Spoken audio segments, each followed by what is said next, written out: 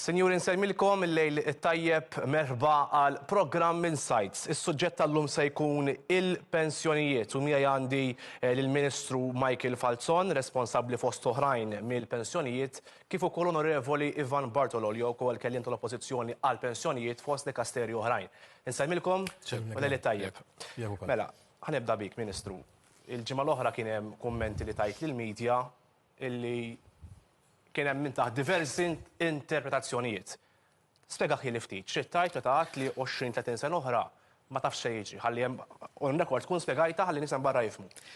Aktar mill-senajt jien, anke nistieden nies jaraw il-filmat li jidher li tellgħu it-Times, tajjeb. Ħanpoġġi l-kuntest tagħha. Mela, da kellna okkażjoni fejn il-sezzjoni ġemma fiħdej il-Ministeru flimkien mal-OECD konna qed nitkellmu fuq dik li hija Adult Financial Capability. Jiġifieri, konna qed nitkellmu fuq il-kapaċità finanzjarja ta' persuni adulti. Tajjeb? U li għad jien huwa li r-realtajiet demografiċi huma dak li huma. Naħseb illi kollha kemm aħna fid-dinja nafu li għandna ġenerazzjoni il qiegħda ssir aktar anzjana u 20-30 sena oħra jien m'għandix l-don tal-profesija u laqqas id-don tal-infallibilità, diffiċli illi wieħed jgħid se tkun is-sitwazzjoni. U allura ma jagħmel xejn ħażin illi wieħed jippjana għal futur tiegħu. Alright, tajt li l-politika lek qiegħda, sempliċiment naħseb illi fl-opinjoni tiegħi kien żball li kien hemm min dawar id-diskors li qed jien u ngħid għaliex. Jekk anke jmur lura u jara id-diskors tal-budget tajjeb illi kien hemm għal din is-sena hija msemmija ċara u tonda illi isma' għandna nersqu nagħtu inċentivi bħal ma diġà nagħmlu ġifieri fil-pajjiż diġà jeżistu inċentivi illi inti jekk tikollok private pension plan tingħata ċertu tax credits. Issa jekk li tajt illi wieħed għandu jippjana l-futur tiegħu huwa xi dawa, jien ma nemminx li hu l-każ. Anzi, jien responsabbli tal-familja wkoll. Naħseb illi wieħed ikun irresponsabbli jekk ma jgħidx in-nies isma' aħsbu fil-futur tagħkom. Bl-ebda mod ma qed li 20-30 sena oħra il-pensjonijiet mhumiex se jkunu hemm jew mhux se jkunu sostenibbli. U ma nafx se jkun 30 sena oħra biex inkun sinċiru u onest. Il-PN qal li inti m'intix tagħti garanzija ta' pensjonijiet. Xi twieġeb? Jiena hawn xi ħadd li jista' jagħti garanzija fuq 30 sekond oħra, aħseb wara kemm nista' jien irid ikun altru preżuntux jew li nippretendi li għandi xi foresight inkredibbli illi ngħid se jiġri 30 sena oħra. Li hu żgur u di żgur ħan nitkellmu fuqha fil-programm tajjeb, illi aħna inħeġġu lin-nies tagħna illi jippjanaw għall-futur tagħhom, nemmen li mhijiex ħaġa ħażina. U din mhix illum ta' kienet żgur f'xi programmi elettorali oħrajn. Tajjeb, qiegħda żgur fid-diskors tal-aħħar budget, għandna diġà inċentivi għal min jagħmel pensjoni, skema ta' pensjoni fejn inti taħseb fil-futur tiegħek. Sinċerament, naħseb u ngħidha b'rispett biex ma niftehemx ħażin. Jiena meta jkollok issue bħal midi, tajjeb, illi xi ħadd, orajt idawrulek kliemek, I mean, part of the game jgħidu għalkemm m'għandix tkun hekk tajjeb għax hekk inti tajt abjad, m'għandekx iddawwar kliem ta' dak li jkunu tgħidlu isma' inti maċċ abjad ta' blu jew aħmar, tajjeb. Imma hija wkoll xi ħaġa illi misna jekk aħna verament irridu nħarsu l-qudiem, illi mhux indawru l-kliem ta' xulxin, issa qed ninkludi lili nnifsi tajjeb biex ma nistemax b'xi mod partiġan, imma fejn nistgħu nitkellmu fuq affarijiet ir-rata tad-demografija hija dik li. Okay. Mela, Onorevoli Bartolo, bħala fatt aħna nafu illi il-Maltin mhumiex ikatru, mhux ikollhom tfal. Qed ngħixu iktar, ġifieri l-anzjaniet jgħixu iktar allura iktar pensjoni.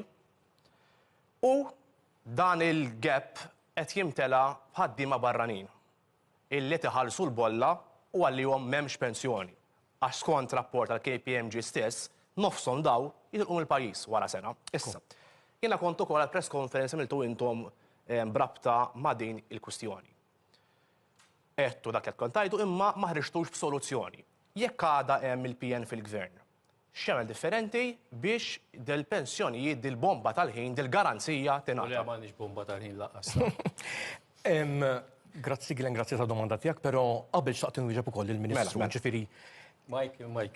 Michael, kollega u ħabib tiegħi, però il-ġurnalisti mhux tal-net jew tan-Nazzjon jew tal-Mument biss ikkonfermaw dak li qal il-Ministru bl-iswed fuq l-abjad, imma hawnhekk jiġifieri jiena ġibtlek diversi artikli illi konfermaw dak li qal il-Ministru. Il-Ministru f'kelma waħda qal bir-rati demografiċi kurrenti hemm bżonn nibdew nitkellmu dwar skemi privati ta' pensjonijiet.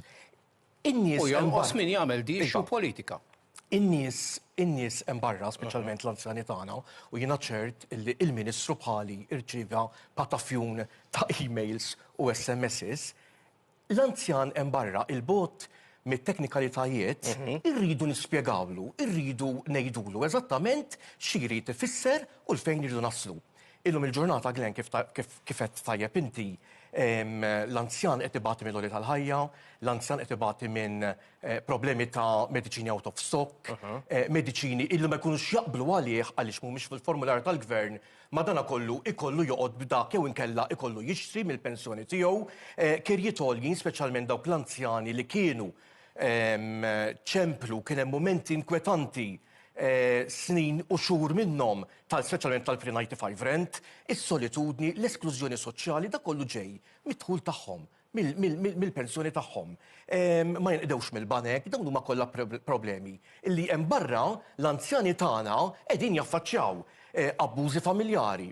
Nibqa' sejjer affarijiet li għandna problemi anzjani, però biex jirnexxi ma dan kollu iridu l-kapital. Allura ma tagħmilx sens illi tistenna mill-Ministru li huwa responsabbli minn dan il-fatt illi kważi qed jgħidilna u l-Ministru to be fair ma qalx għall-anzjani tal-lum, għall-anzjani ta' għada, probabbli qed nkunu jiena u inti, Glenn, anzjani.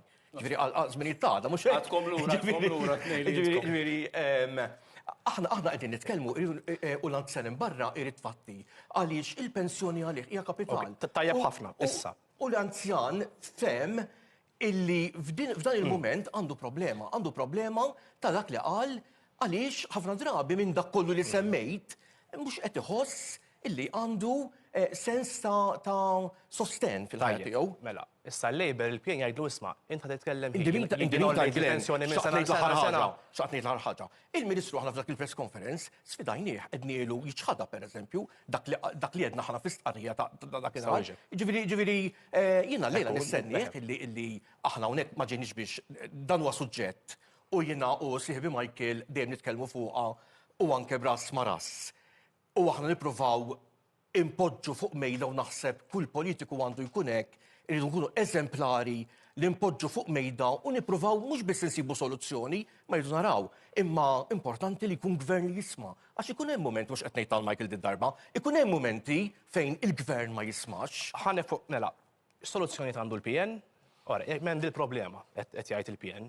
Soluzzjoni għandu biex dilixxi demografika irreġġaħħa lura, ħalli ikun hemm sostenibilità. U t-tieni mistoqsija. Issa wieġbu. U t-tieni mistoqsija. Il-Labor jgħidlek isma' il-pjan ħajtkellem hi. Intom il-pensjoni tifriżajtuhom 25 sena? Mu veru xejn. Huwa veru. Mu veru xejn. Huwa veru. Glenn, hu paċenza bija. Wieġeb. L-ewwel nett ta' min isemmi illi aħna ex-Prim Ministru kien jgħidilna kien kważi jitħaq bil-Maltin u jgħidilhom jekk ma jkollniex dal-barranin ġejjin, mhux se jkollkom pensjoni ta' ġifieri ara xumiltà. Kena min ivvota bil-qalb biex jolidawlu lil-Malta. Ara xumiltà, Glenn, lil-Maltin ta' bħalna, lill-Eżistana, x'ngħidulhom b'dak il-mod. Jekk ma nġibux il-barranin fostna, aħna mhux se jkollkom pensjoni ta' araw x'se tagħmlu. Jien naħseb Partit Nazzjonalista mhux biss tkellem kemm il-darba, speċjalment f'dan rigward tal-barranin, imma aħna wkoll anke matul iż-żmien anka fil-żminijiet meta nkunu nistgħu jasal iż-żmien opportun, iva se jkun hemm proposti biex. Issa m'għandkom xejn s'issa.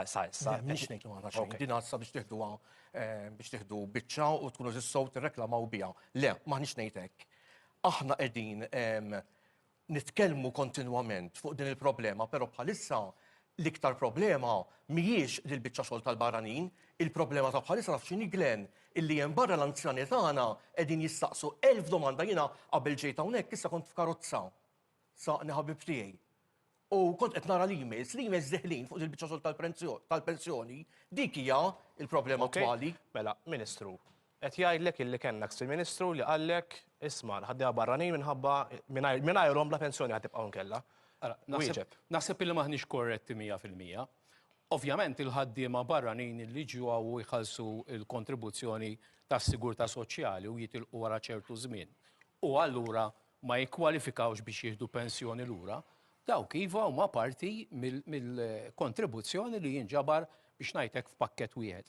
Imma mhux dak biss, irridu nirrikonoxxu illi il-partiċipazzjoni tal-poplu Malti fid-dinja tax-xogħol taħt amministrazzjonijiet laburisti ta' 14 sena splodew. Ġifieri fejn qabel konna qed nitkellmu, illum nitkellmu fuq il-qatt.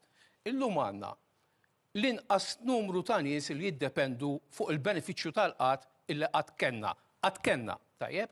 Għandna l-ikbar numru ta' nies li qatt kenna jipparteċipaw fid-dinja tax-xogħol. Fl-2012-2013, meta spiċċat l-amministrazzjoni nazzjonalista, il-parteċipazzjoni tan-nisa fid-dinja tax-xogħol Maltin kienet fost isfel net, jekk mhux tal-aħħar net, fejn tidħol l-Unjoni Ewropea. Illum, il-parteċipazzjoni tan-nisa fid-dinja tax-xogħol hija fost l-ogħla li hemm fl-Unjoni Ewropea, jiġifieri il-barranin għandhom ir-rol tagħhom, imma l-fatt li inti għandek tista' tgħid il-poplu Malti kollu jaħdem u għandek parteċipazzjoni tant b'saħħitha min-naħa tan-nisa illi inti tispiċċa illi għandek illum nistgħu nitkellmu fuq no unemployment. Għaliex?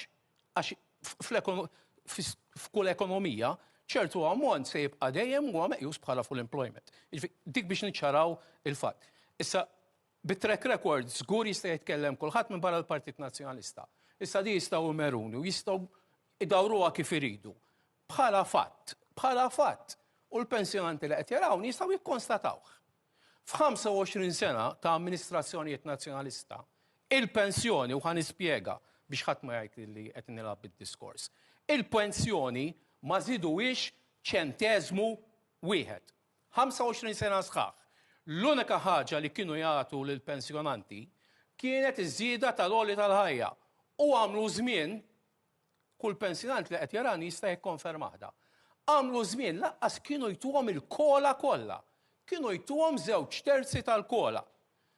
X'għamel Gvern Laburista li nista' ngħid jien inni 7 snin dan il-Ministeru, l-iktar wieħed li qaddam, ġifieri. Ma nafx hekk hux għall-tubiet idea u le. 7 żidiet konsekuttivi wara xulxin. Mhux biss tal-kola, imma żdiedet il-pensjoni.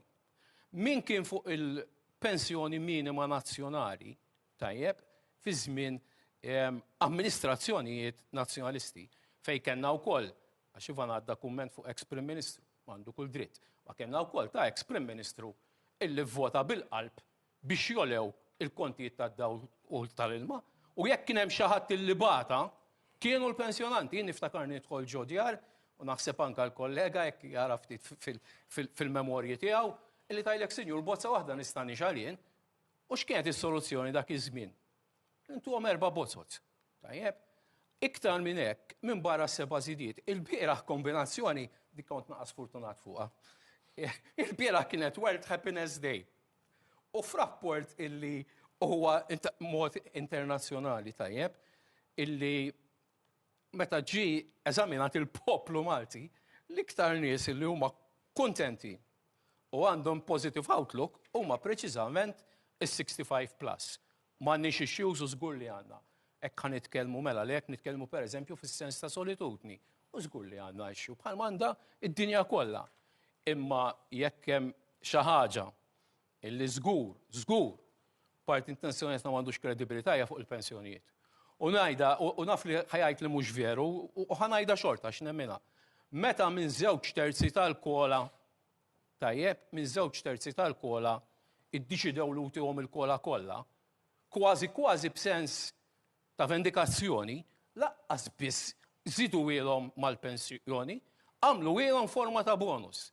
It-track record tagħna taf x'inhu, illi bejn l-2017 u l-2022 edna il-pensjonijiet ħanolluhom minimum ta' 8 euro.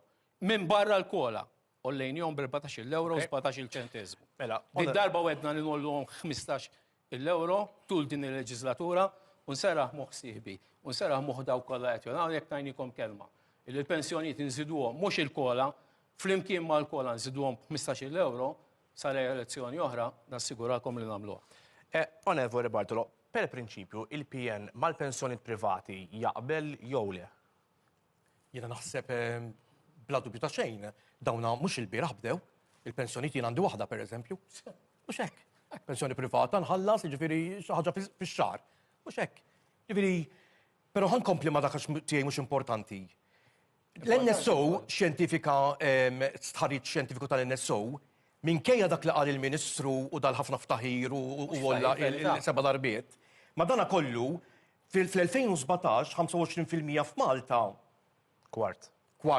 F'Malta tal-anzjani. Mhux hekk. Jgħixu fil-faqar. Meta il-medja fl-Ewropa kienet ta' 15%. Illum, fis-sena 2024, l-anzjani tagħna hemm 28% tagħhom jgħixu fil-faqar. Tajt żdiedu. Allura din qed nitkellmu l-aktar kategorija minn 65 sena l fuq. Dak li qal il-Ministru illi kważi kollox miexi fuq ir-rubini. Kollox perfett. Hawnhekk għandna rapport interessanti. 1 in 3 aged over 65 is at risk of poverty or social exclusion. Qed jitkellmu fuq l-anzjani. Fuq il-Partit Nazzjonalista, Ministru il-bieraħ ukoll u kien hemm min anke fil-Partit Nazzjonalista weġġa' qal illi il-Partit Nazzjonalista meta kien fil-gvern kien vendikattiv mal-pensjonanti. 25 sena ma nżidhomx ċentesmu. Allura taħt il-Gvern Nazzjonalista il-pensjoni żiedet bil-kola kif qalu għal kull anzjan. Kien hemm żmien żewġ terzi. Olla iż-żieda ta' kull anzjan u anzjana biż-żieda ta' loli tal-ħajja sħiħa inkluż ta' dawk li jirċievu il-pensjoni minima u din hija importanti. Niedew anke skemi li inċentivaw Glenn l-anzjani li jibqgħu fid-dinja tax-xogħol u dinja li fl-opinjoni tiegħi hija xi ħaġa rivoluzzjonarja. Grazzi anke għall-Gvern Nazzjonalista illi llum hemm eluf ta' anzjani illi baqgħu jaħdmu u baqgħu mhux biss intmissietilhom il-pensjoni, ma baqgħu idaħħlu dik xi ħaġa ekstra. Lotja ta' 300 euro lill-anzjani li baqgħu jgħixu fid-djarhom. Il-Partit Nazzjonalista kien vendikattiv mal-anzjani, il-Means on Wheels u l-affarijiet l-oħra li l-Gvern Nazzjonalista kien għamel għall-anzjani tagħna. Ministru, tajjeb illi aħna normalment nibqgħu niftakru l-aħħar tiġ li morna. Nibqgħu niftakru sewwa. L-aħħar tiġ li mort inti normalment tgħid kemm ħadd gost. Imma ma tinsa li ta' qabel kien hemm tiġ illi probabbli kien ferm aħjar. Imma nsejtu. Rispondi ħalli nagħmel mistoqsija jmiss. Minkejja l-rapporti u n-numri, ejja niftakru, ejja ħankun fatwali. Illum, għandna 63,000 household iktar, djar iktar, illi kellna fl-2012 li kapaċi jisaħnu djarhom fix-xitwa. 63,000 household iktar. Is-severe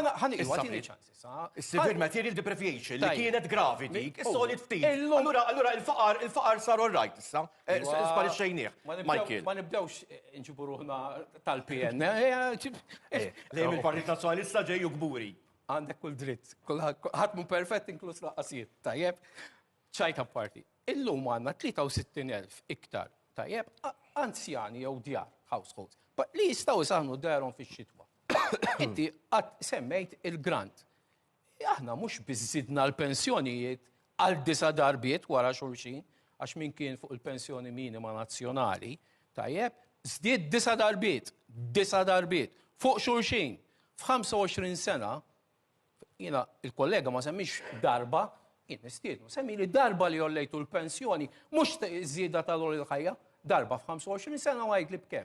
Nil, zilċ, zero. Bell-82, 87, frizajtu il-pensjonijiet. Dak, mela tajjeb, li għawġu klimi għassemmek 30 sena oħra. U l-ħabib tiegħi morru l-40 sena oħra. Storja. Ismani, l-istorja kidu morru sal-bidu tal-istorja. Meta kien hemm gvernijiet laboristi illi rridu jintroduċu l-pensjonijiet, mhux qed ngħid għalik, l-antenati tal-antenati, taf x'kienu qalu, le ma ntuhomx ta' pensjoni, dak joqgħdu fuq l-imbit. Ġvek idu morru lura 40 sena inkapaċi mmorru lura 60 sib. Ħarsu l-qudiem. Fuq is-sostenibilità, tajjeb, fuq is-sostenibilità. F'pajjiżna fil-liġi tagħna għandna mekkaniżmu u żgur li jaf bih Ivan. Fej kull 5 snin hemm dak li jissejjaħ Strategic Pension Review, ġru kull 5 snin. U minnu fil-gvern, irid jagħmel dar review. U jiġi ppreżentat il-Parlament u sir diskussjoni fuq. Fl-2010 kien ikkalkulat li sal-2060 id-deficit li jkun hemm fejn jidħlu l-pensjonijiet ikun 5.8% jew kważi 6% tal-GDP fl-2010. L-aħħar wet li sar fl-2020 il-projection minn 5.8% tal-GDP, illum qed nitkellmu niżlet għal 2% tal-GDP. Għaliex? Għax għandek gvern li fi 11 sena ikkrea l-ġid illi minn excessive deficit procedure illum nistgħu nitkellmu orajt l-aħħar 3 snin sentej kienu dak li kienu għal kulħadd, imma rġajna morna għal dak illi huwa surplus u l-pensjonanti fuq qudiemnet.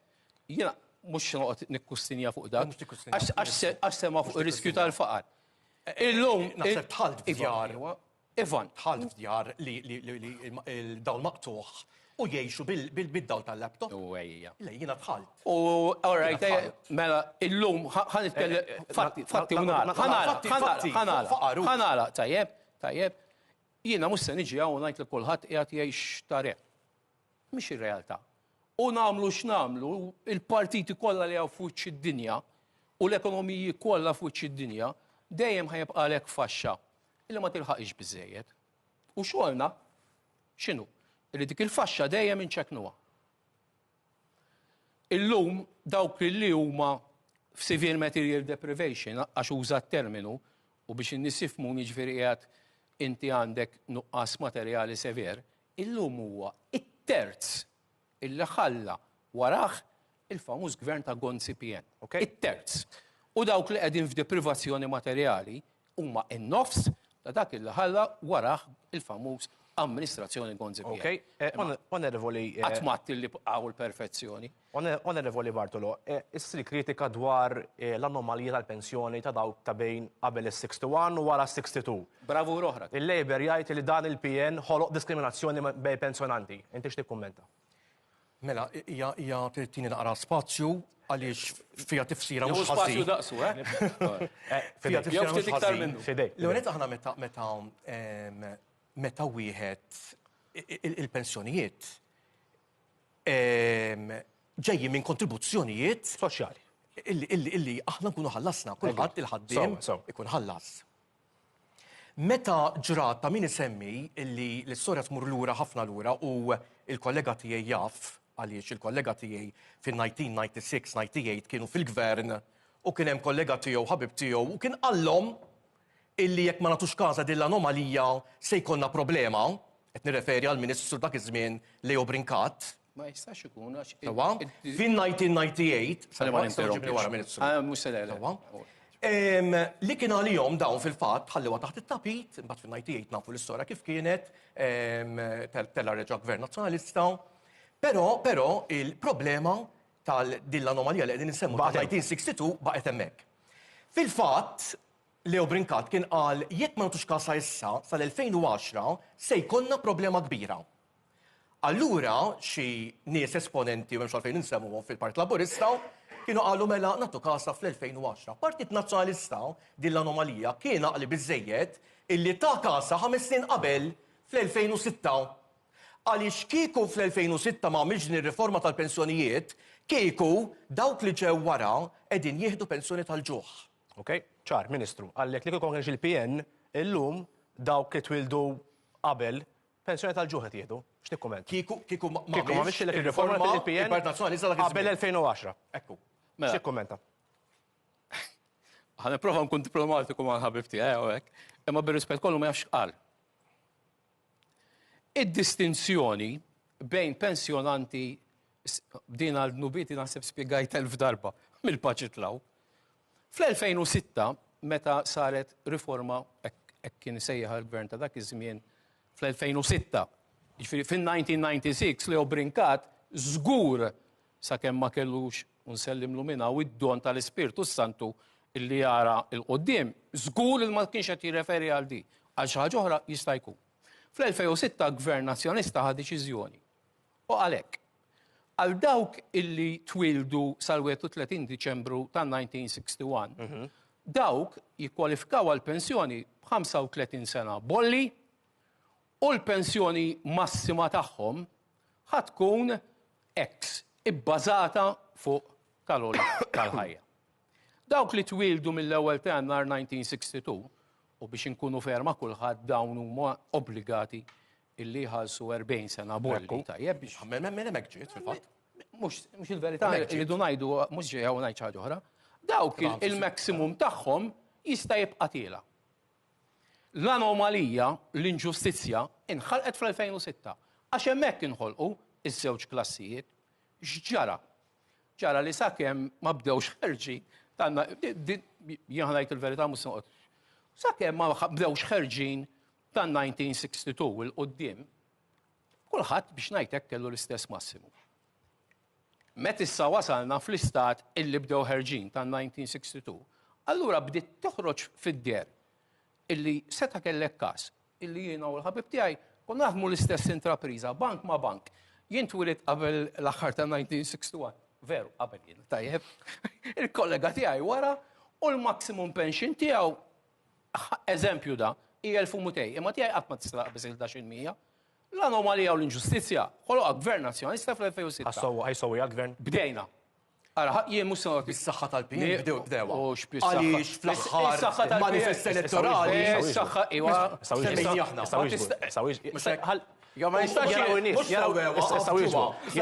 Jaraw in-nies. Ministru mbagħad Ivan mur reklami. Afġuha. Ministru, kom. Issa meta ejja, fl-2006 ħolqu inġustizzja. Full stop. Tajjeb, full stop. Qasmuhom fit-tnejn. X'qed bdejna nagħmlu? Jien mhux se jiġi hawn ngħid isma' jien jew l-amministrazzjoni Porzija infallibbli u taffiċ illi jagħmel ħadd ieħor se solvih mill-lum għall-għada. Bdejna nsolvuha. Bdejna nsolvuha billi gradwalment, jien mhux ħanitħaq nies, gradwalment fuq numru ta' snin. Kemm? Bdejn dis-sena kien hemm aġġustament ta' 9 euro. Le, huma iktar. Hemm madwar isu xi U fadal 74,000 ma ħadtu xejn. U allura ir-rota ma jafx x'inhu. Ministru jaraw in-nies. Ministru tiegħek issa wieġbu Ivan. Minn daw il-persuni hemm madwar 12,000. Bdejna diskriminazzjoni ta' jgħid il-gvern. Diskriminazzjoni ħolqu n-nazzjonisti. Meta ddividewhom fit-tnejn. Tajjeb. Illum bdejna nindirizzawha gradwalment. Tajjeb.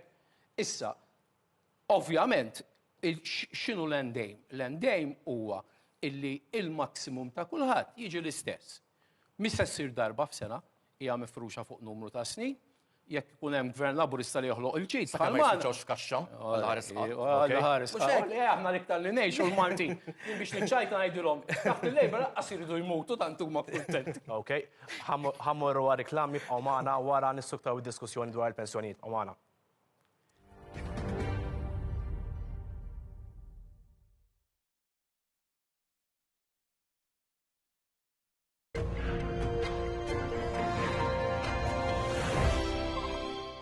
Dil-app pratikament tintuża mat-tfal biex jagħmlu exercises differenti fil-klassi. L-an prinċipali huwa wieħed illi ntejbu il-motivazzjoni u l-engagement tal-istudenti tagħna. L-iktar tfal illi jieħdu vantaġġ minnu huma dawk propja l-iktar li jtibatu fil-matematika. Hija logħba interattiva għat-tfal bbażata fuq is-suġġett tal-matematika. Hija għodda tajba li ħatejn l-tfal tagħna żgur. L-intrapriża fuq TVM News Plus.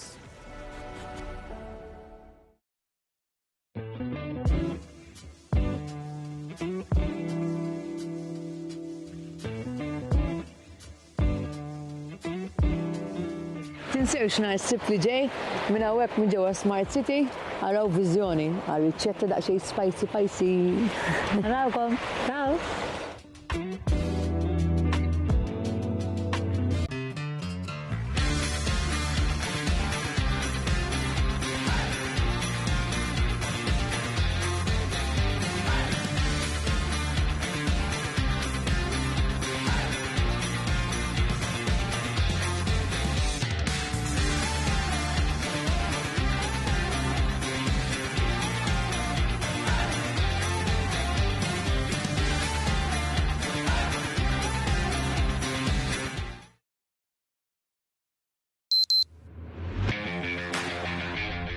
it-tieni edizzjoni ta' Caritas Run for Life. Ġirja ta' 10 jew 5 km, mixja ta' 4 km u għatfall 2.5 km jew kilometru.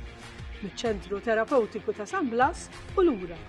Ingħaqad magħna fit-12 ta' Mejju. Applika.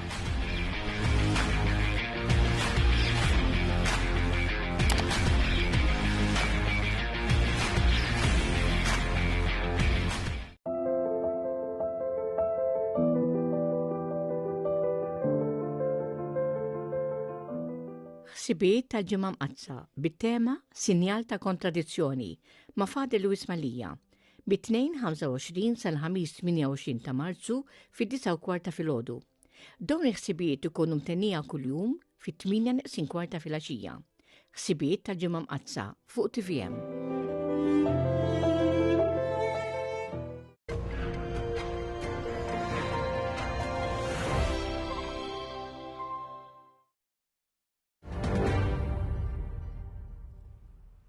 Senjuri, insemmilkom mill-ġdid, il-programm Insights illum qed jitħaddet u jiddibatti il-pensjonijiet miegħi il-Ministru Michael Falzon u l-Onorevoli Ivan Bartolo.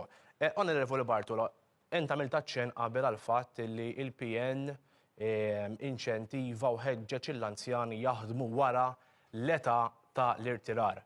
Mill-banda l-oħra l-Labor jgħid li l-PN kien dak il-li żied l-età tal-pensjoni. Ġili jolla l-età tal-pensjoni. Inti x'tikkommenta? Le, żewġ affarijiet huma differenti. Ġifieri meta biex aħna dik ir-riforma isseħħ u dawk l-anzjani ta' wara, il-pensjonanti ta' wara ma jeħdux pensjoni kważi b'20%, jiġifieri pensjoni ġuħ, kellhom isiru dawk il-miżuri, mhux biss. Le, kieku ma saritx. Kieku bħalma għamiltu intom irqattu nasa ta' barra minn din issa qajmuha.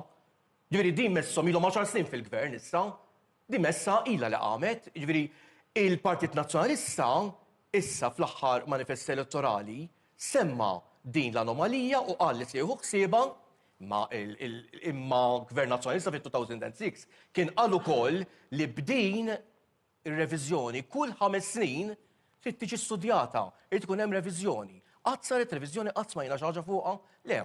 Tafu taħt it-tapit, Gvern Laburista. Ġifieri mhux biss, Glen insemmilek il-Kapingola, illi l-oli tal-ħajja bdiet tingħata sħiħa u mhux aktar iż-żewġ terzi tagħha għax aħna rridu ninsew.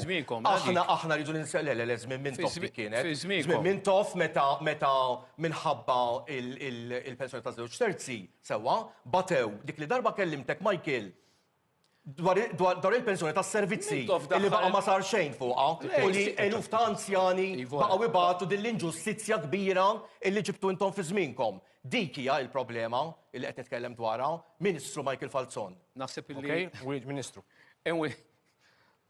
Ispera ma jħux għalih, ma jafx x'inhu jgħid.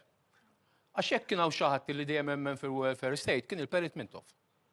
Tajjeb, issa fuq li l-anzjani illi jibqgħu jaħdmu wara. Ara, aħna għandna żewġ dar. Qabel xejn, Ministru, il-Gvern se qed jikkunsidra li l-età tal-irtirar jerġa'? Il-Gvern ħajkun qed jikkunsidra li jolli l-età tal-irtirar jew ħajbqa' inċentiva lin-nies jaħdmu wara l-età tal-irtirar? Mela, li ninċentivaw li n-nies jaħdmu u hawnhekk ħanaqbel ma' Ivan hija xi ħaġa differenti. Tajjeb, mela, ħanieħu li eżempju. Jiena l-età tiegħi li jolla l-Partit Nazzjonalista by the way għax dina ninsewha. Jiena il-pensionable age tiegħi huwa ta' 64. Jekk inti tkun kellek biżżejjed bolli, inti tista' tira ta' 61. 40 sena bolla, le? Dak li qegħdin fil-każ tiegħi 35. Qabel 61. Ta' għax issa xfuni kemm għandi età. Mela, l-inċentiv illi wieħed jekk jiddifferixxi li jibda jieħdu l-pensjoni jittardja, huwa m'għandix problema ngħid hija miżura tajba. Imma dan il-Gvern komplejna l-investu fiha. Jiġifieri illum min jiddifferixxi l-pensjoni tiegħu għal 3 snin, illum qed nitkellmu 29%. Jiġifieri fuq dik naqblu. Jibqgħu jaħdmu. Jibqa' jaħdmu u l-ewwel qed tinkoraġixxi n-nies jibqgħu jaħdmu. Active aging u x'naf jien. Active aging u dak kollu. U għajja ngħiduha kif inhi, meta l-bniedem jirtira se jkollu aktar disponibilità. Għax ħajkollu il-pensjoni. Min jgħidlek il-solitudni l-esklużjoni soċjali. Ta' 61 jekk jonħu l-pensjoni, jon kella jekk ħamur għadhom taħħil il-gvern. Inti qed Għax hemm jgħidlek isma' mhux ferdi li ħamur naħdem il-pensjoni. Allura, mela, allura x'qed nippretendu, ġifieri nippretendu mela li tieħu l-pensjoni, tibqa' taħdem, u mbagħad 3 snin down the line, 30% bonus, 29 biex inkun eżatt. Tajjeb, naħseb illi ma treġix. Fuq l-argument tal-pensjoni tas-servizzi. Kollega ma tafx inti tajt. Għax jekk kien hemm xi ħaġa illi bqajna dejjem naraw fuq il-pensjoni tas-servizzi. Iva, x'inhu jiġri? Jiġri li kull budget qegħdin nikkommutaw somma u ilha ssir issa illi ma tiġix meqjusa. Ġifieri hawnhekk qegħdin naraw xi ħaġa li qed isir gradwalment. Fuq illi issemmejna isma' is-sostenibilità jew fejn se mmorru jew da kollu. Hemm differenza bejn ngħidu inti tiddiferixxi u hemm differenza bejn ngħidu isma' jekk hix sostenibbli jew le. Jiġifieri hawnhekk naħseb illi naqblu.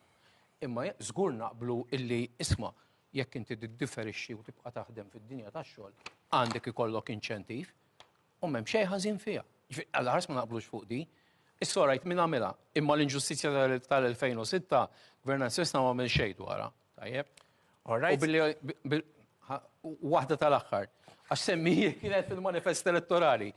Fil-manifest elettorali tal-elezzjoni tal-2008, Partit Nazzjonalista kellu miktub illi se jraħħas l-income tax.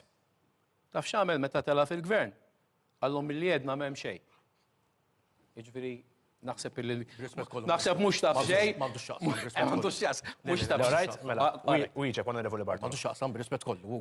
Biex għandu x'jaqsam il-ħaġa tal-2008 fuq it-taxxa ma' anomalija ta' sena 2022 meta il-Partit Nazzjonalista kien qal hemmhekk irridu f'dik il-biċċa xogħol tar-riforma tal-2006, skużawni, irridu nibdew nieħdu azzjoni. Il-Partit Laburista kien ilu fil-gvern dal-aħħar 8 snin issa u ma kien għadu għamel xejn. 11 issa. Issa iva ma naqqas in-nies. Fl-2006 kontu intkom. Disa. Iwa kontu intkom jew fl-2006.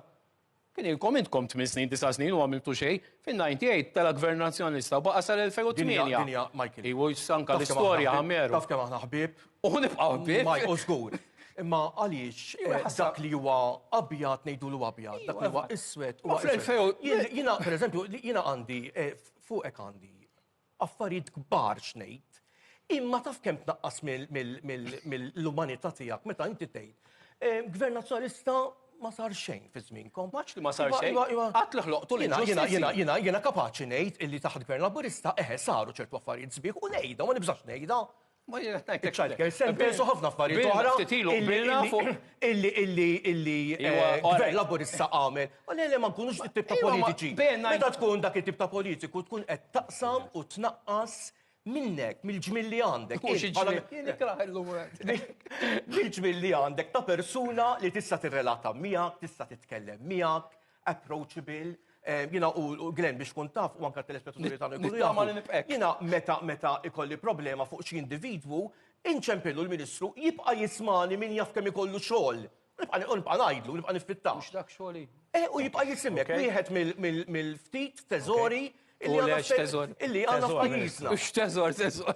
Però meta nisimgħu nofs il-poplu żgur ma jgħidlix teżor. Gvern nazzjonalista u meta nisimgħu hekk inaqqasli mill-mitjubija tiegħu. Iwa fatt, bejn 1998 u 2010 date, Ivan. Ma sar xejn il-Gvern Nazzjonalista. Bis-fortuna tal-poplu Malti. Mhux il-Gvern Nazzjonalista kien hemm. Iva, ma sar. Allura ma sar xejn. U mela mhux ħażin l-anzjani. Ma kellx l-anzjani tagħna. Mhux ovvja li mhux ma sar xejn. Allura mela ejda Ministru. Mela ejda. Onorevoli Bartolo, ħaġa nistaqsik għax l-ewwel isek żgiċċajti daqsxejn minna. Kieku għadda jaqa' l-Gvern u kien hemm il-Partit Nazzjonalista fil-Gvern.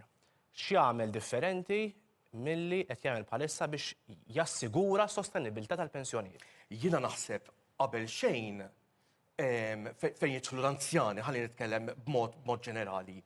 L-ewwel nett naħseb hemm diversi raġunijiet li jien b'mod personali naħseb sajna parti mill-Partit Nazzjonalista. Pereżempju, fost oħrajn irridu niġġieldu l-burokrazija żejda. Fi żmien gvern Laburista. Ma dan kif ħajassigura s-sostenibilità tal-pensjonijiet? Le, qed ngħidlek mod ġenerali l-anzjani tagħna. l-anzjani tagħna waħda mid-dibattija li jkollhom hija il-burokrazija żejda illi ma twassalhomx jifmu jew ma twassalhomx jindunaw x'qed jiġri madwarna.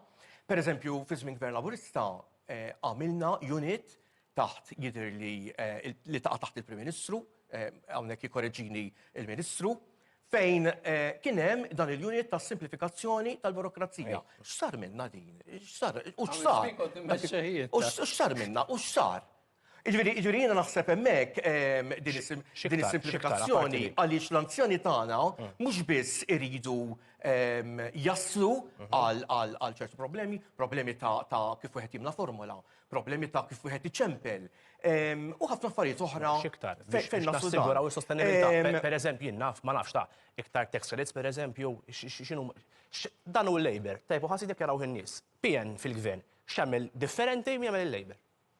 Semmejt li għadha minnhom hija din ta' burokrazija, jiġifieri il-persuni f'dan il-każ tal-pensjonanti irridu nruhom il-fejn qegħdin mhux fejn se morru u laqqas fejn x'se jiġri bħalma il-kumment li għadda l-Ministru kemm il-bieraħ fil-Parlament u anke ftit tal-jiem ilu li hawnhekk diversi anke ġurnalisti rrapportawhom. Pjan saħħtu anke biex niċċieldu is-solitudni u din għandha tkun anke fuq l-aġenda tal-ogħla istituzzjoni għaliex qed ngħid dan kollu.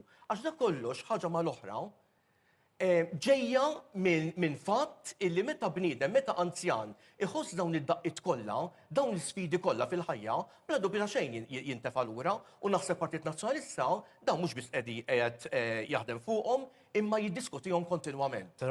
Ma fimx il-link bejn is-sostenibilità tal-pensjoni u tnaqqis il-burokrazija. Bla dubju xejn aħna Partit Nazzjonalista żgur il ma jonfoqx ċertu infiq bla doċċ u ma jagħtix każ lill-pensjonanti tagħna. Jiġifieri dak li il-pensjonant kellu jirċievu 87 euro fil-ġimgħa u rċieva 9 euro u skont il-Ministru fis-snin li ġejjin għandna nsostnuhom. Żgur li Partit Nazzjonalista fil-Gvern mhux ser jagħmel dan l-atroċitajiet, il-vitals, inġibu kummedjant illi nħallsuh l-eluf ta' euro u l-pensjonanti tagħna int lilek pensjonant lilek tak 9 euro u xi ħaġa fil-ġimgħa minflok 87. Mela, Ministru, l-PN jgħid li l-Labor m'għandux viżjoni fit-tul ma ppjanax dan is-settur. Inti x'tikkummenta? Altru milli pplanajna. L-ewwel nett ma ħares il-bot il-PN jgħid. PN għandu dritt jgħid li jrid, issa jkunx qed jgħid il-verità jew le jġudikaw ma qed jarana tajjeb. Ara, jibqa' l-fatt tajjeb illi nerġa' ngħid is-sostenibilità kif inhi s-sitwazzjoni ekonomika tal-lum u bil-mekkaniżmi li għandha llum. Iva qed hemmhekk. Qed hemmhekk għax għandek ekonomija li qiegħda taħdem. Issa jekk is-sostenibilità il-Partit Nazzjonalista jerġa' jġibha għamodo suwo kif kien ġabu, tajjeb. Jifriżalek il-pensjoni għal 25 sena sħaħ. Il-kol għajtik biż-żewġ terzi minna, tajjeb, u sopra korne bastonate, jivvota bil-qalb biex jollilek id-dawlu l-ilma. Ek tagħmel hekk, dak hija il-mod ta' kif jafu jżommu il-pensjonijiet stabbli il-gvernijiet nazzjonalista. Għax l-istorja hekk turi, m'hemmx xiddur magħha, fejn qed inħarsu. Irridu nħarsu mela le illi jkollna aktar nies fid-dinja tax-xogħol, illi dan ifisser iktar barranin ġifieri? Il-kwestjoni tal-barranin hija issue kif taf. Hija issue. U l-nies imħassbin ukoll dwarha kif taf. Hija issue, Glenn, mhux se niċħat li hija issue. Hija issue illi għandha ħafna uċuħ biex ngħidu kollox ukoll. Preċiż. Tajjeb. Hawnhekk naħseb li ħanaqblu. Għandek aspett uman, għandek tal-isfruttament taħdem barra. Ukoll, dak huwa dejjem kundannabbli. L-isfruttament huwa dejjem u naf li naqblu żgur fuq totalment kundannabbli. M'għandhomx il-ħaddiema barranin jintużaw għall-isfruttament. Ura l-PN m'għandux raġun jgħid isma' ibdlu l-mudell ekonomiku. Ibbażajtu fuq il-kwantità mhux fuq il-kwalità. Ara, li nista' ngħid żgur fuq il-mudell ekonomiku, il-mudell ekonomiku li f'dawn il-11 sena serviena tajjeb ħafna bħala pajjiż. Kieku dak il-mudell ekonomiku ma rnexxiex tajjeb, maħniex fis-sitwazzjoni li aħna llum. Aħna mhux biżidna l-pensjonijiet 9 darbiet għax donna ninsew. Bdejna pereżempju li fejn il-Romol kien jieħdu 5/6, bdejna proċess biex jirtu l-pensjoni kollha. b'miżura waħda ġo budget wieħed li ngħid. Fl-isfond ta' dan kollu semmu l-oli tal-ħajja, Glenn. Bir-rispett kollu. Kollega, jiena ma interrompejtek. Semmu l-oli tal-ħajja. Ma tajtom xejn. Ma tajnihom xejn. Mhux hekk. Jekk inti ħadtilhom minnaħa u tajthom minnaħa oħra. Jinterrompi. Il-pensjonant irid jitkellem. Kollega, iġġib xruq dak il-mod. Ħarftit, ma nista' niġġieldu ma tarax.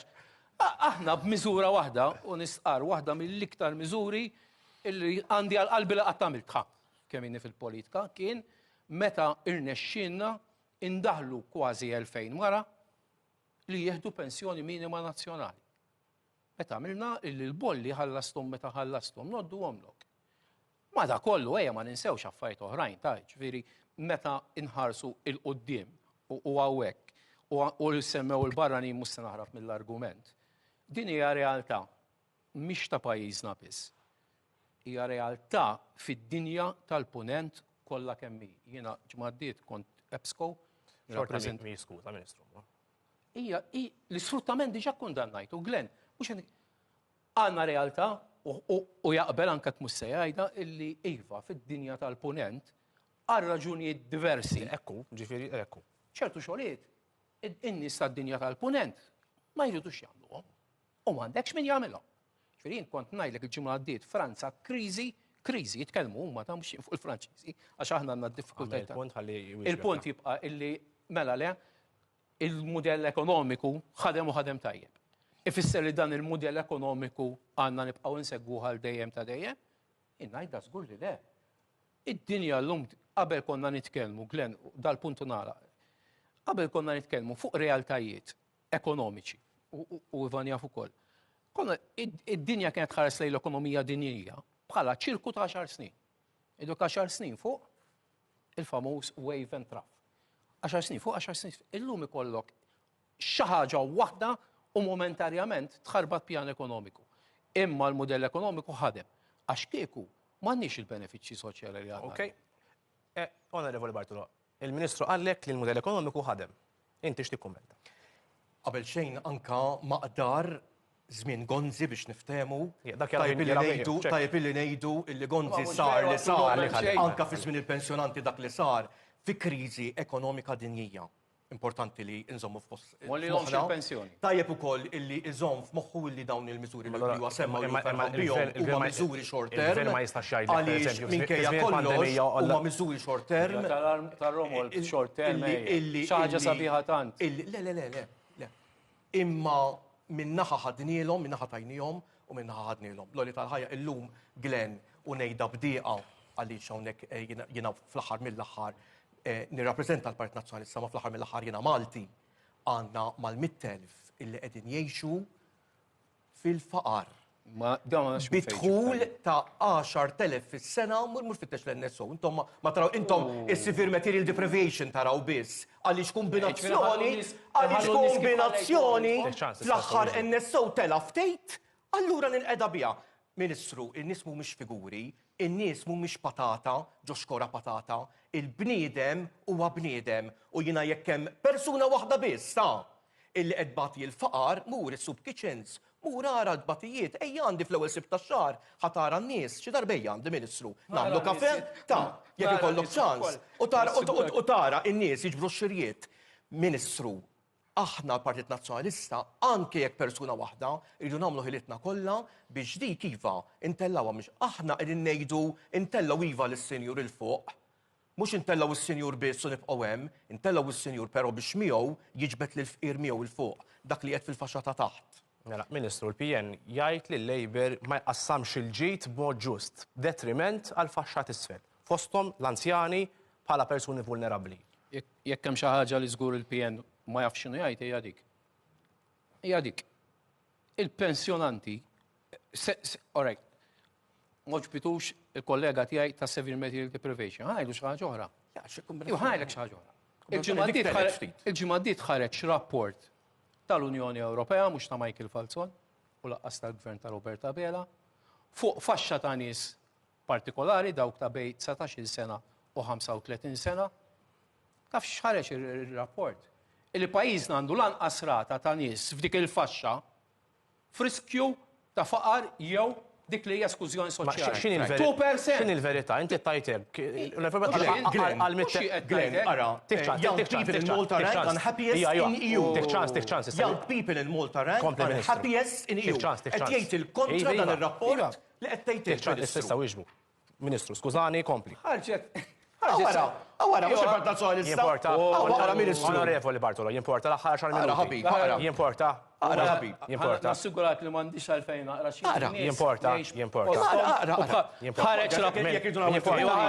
Ħareġ rapport tal-Unjoni Ewropea.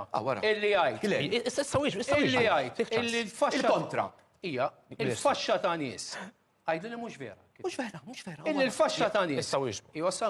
Anka l-bieraħ fil-Parlament kien hemm mimmera ir-rapport mhux tiegħi tal-professur Mari Briguglio. Semmejt sentenza mill-100. 65 plus huma sentenza mill-100. L-iktar nies kuntenti f'pajjiż. Ir-rapport tal-ġimgħa l-oħra qal li meta nitkellmu fuq faxxa ta' bejn 19 u 35, pajjiżna għandu lanqas rata fl-Unjoni Ewropea kollha kemmi, tajjeb kollha kemmi, fejn jidħlu li huma f'riskju ta' faqar. 2%. Semma l-inflazzjoni. Min ħanajt li m'hawnx inflazzjoni. Kieku nisa mparra jgħidu daċċin jgħid jgħix fil-qamar jew Malta. Skolli għandna inflazzjoni. Imma jgħidlix kienet tkun l-inflazzjoni illi kieku kien hemm gvern nazzjonista u kif qalinna il-kap tal-oppożizzjoni ftit xhur mhux issa taf ftit ilu meta saqsew xi jagħmel fuq il-prezzijiet tal-enerġija taf x'qal. Jekk jolew minn barra jolew għal kulħadd. Il-poplu minn barra jaf li llum il-pajjiż bil-mudell ekonomiku illi skont il-Partit Nazzjonali ma ħadimx. Illum il-pajjiż jiflaħ jissussidja l-kontijiet tad-dawl u l-ilma li ngawdu minnhom kull min aħna kollha kemm għandna. €1,000,000 kuljum. U ngħidu li ma ħadimx il-mudell, missa użajna l-mudell li suġġerixxa Bernard Grek u nagħmel punt ieħor. Żgur għandna inflazzjoni, ma hawnx jgħid m'hawnx inflazzjoni. Ejja nirrikonoxxu minn barra l-€1,000,000 sussidju kuljum. Is-sussidju oħra kollha li nataw fuq il-qmugħ, fuq iċ-ċereali u anke l-inflazzjoni. Kemm kien hawn kritika fuq il-patt ta' stabilità. Għattilet xahar. Issa din nispera ma tmerruwix ukoll. Reġa' ħareġ il-lejva l-inflazzjoni nieżla. Ok, l-aħħar round. Għattilet xahar fuq xulxin. L-aħħar round ibda inti jala il-Ministru. Jiena dal qal il-Ministru ġifieri qal il-kontra tar-rapporti illi hawnhekk għandi qudiemi u nixtieq ngħaddihom il-Ministru biex jarhom. Young people in Malta rank on happiest in EU World Happiness Report. L-NSO illum ippubblikat statistika li vera. Dak li semma il-biraħ dwar Mari Briguglio, insellmilha minn hawnhekk. Mhux hi kwotat rapport biex inkonferma. Il-Ministru l-biraħ fil-Parlament semma sentenza waħda milli qalet imma qalet fost oħrajn dwar id-tbatija ta' tfal li għaddejjin fl-iskejjel, ġifieri Ministru tajjeb li nsemmu kollox. Jiena nagħlaq fl-aħħar mill-aħħar importanti ħafna illi mal-pensjonanti tagħna inkunu reali ma nidħu bħadd ngħidulhom l-affarijiet ċari għaliex hemm barra hemm ħafna mhux mixed feelings jiena llejla mort għandar partikolari fejn ir-raġel irċieva dan in-€9 li tajtuhom 57 cents u hi ma semet xejn. Iċċempel l-għawnu li innu tipprova ċempel u m'għandha l-ebda risposta.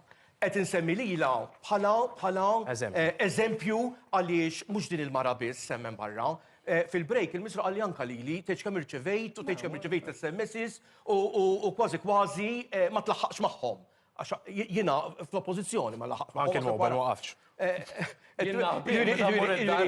Ġifieri dawn huma qed jibagħtu lill-deputat lill-Ministru għaliex hemm barra għandna f'dan il-każ pensjonanti għandna l-anzjani tagħna illi huma mħawdin bil-biċċa u nixtieq illi nkunu iktar ċari magħhom ngħidulhom il-bidu tmiem anke meta ħajrċievu dak li fadal is-snin li jkun fadal Ministru ħalli ikunu iktar moħħhom misrieħ ma' dak Ministru. Il-kollega tgħidlek kun iktar ċar. U paċenzja kun iktar ċar. Għax mhux hemm anzjani li mhux qed jibżgħu u mhux jifhmu. L-anzjani ngħidilhom kif ħadu disa' żidiet wara xulxin u kien hemm minħa 7 żidiet wara xulxin kien hemm 9, sakemm ħajbqa' gvern laburista dak garantit. Dak huwa garantit.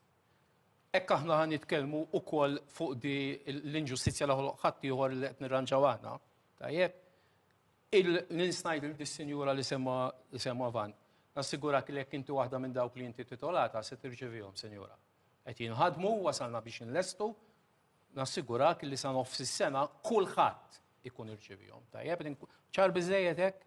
Jaraw in-nies imbagħad. U ċar iktar minn hekk illi jekk hemm xi ħaġa fejn il-Partit Nazzjonista m'għandu l-ebda kredibilità, hija fuq il-pensjonanti. Okay. Grazzi, Onorevoli Bartolo, Ministru Falzon, sija taret, literalment, grazzi ferm ta' diskussjoni imqanqla ma' interessanti fl-istess ħin.